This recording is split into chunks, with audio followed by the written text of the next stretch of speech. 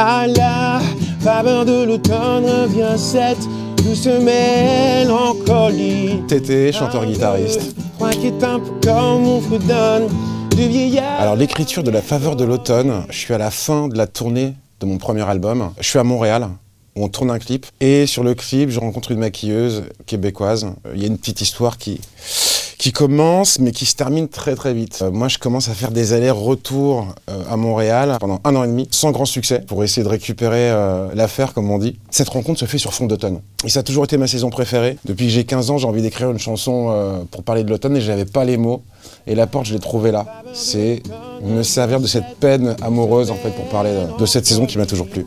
1, 2, 3 qui est un peu comme mon fredonne du vieillard la mélodie. Quand j'écris la chanson, je repars à Paris, dans l'avion, j'ai pas envie de partir, crise de larmes à l'aéroport dans le taxi. Et puis je commence à griffonner un peu dans l'avion, un peu dans le bus, j'ai toujours un petit carnet avec moi. Et c'est la seule chanson que j'ai écrite comme ça, je crois que j'ai écrit 17 couplets. Et c'est vraiment une chanson que j'ai écrite sans faire exprès. À la faveur de l'automne revient cette douce mélancolie. L'album sort et La faveur de l'automne rentre sur Énergie.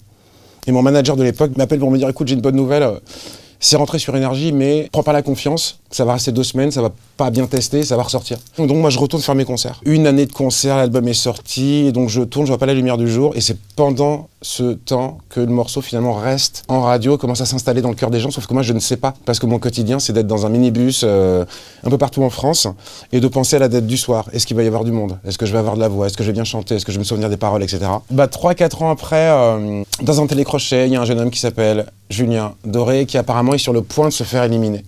Et il a une dernière chance, sans son ukulélé, on lui dit « Qu'est-ce que tu veux interpréter comme chanson ?» Et il chante la chanson a cappella, et apparemment, parce que moi j'ai toujours pas vu la séquence, c'est comme ça qu'il est rattrapé. Et à partir de ce moment-là, régulièrement la chanson est reprise dans des télécrochets. Mais que moi, à l'époque, je regarde pas. Donc en fait, la chanson, très vite, elle a eu une vie propre, et c'est ça qui a fait qu'elle a continué à vivre, alors que moi, j'étais déjà 2-3 albums derrière. Et je crois que la chance que j'ai eue, c'est qu'il y a plein de gens qui ont découvert cette chanson comme ça et qui ont mis des années à se dire « Mais en fait, c'est toi qui as écrit cette chanson-là, c'est toi qui l'as chantée à la base. »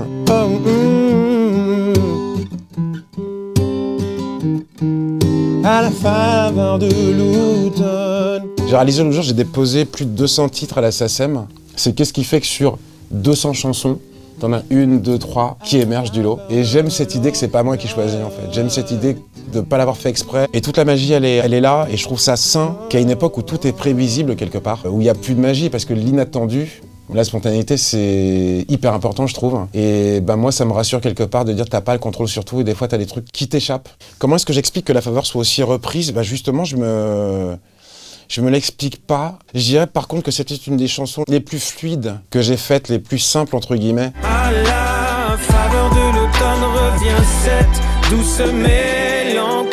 Alors cette année, pour fêter les 20 ans justement de la sortie de cet album, on revisite cette chanson avec mon pote Jérémy Frérot, que je me suis rendu compte avec cet album que tu ne connais pas tes propres chansons avant de les avoir entendues chanter par quelqu'un d'autre. Parce que quand c'est toi qui chantes, tu t'arrêtes aux petits défauts.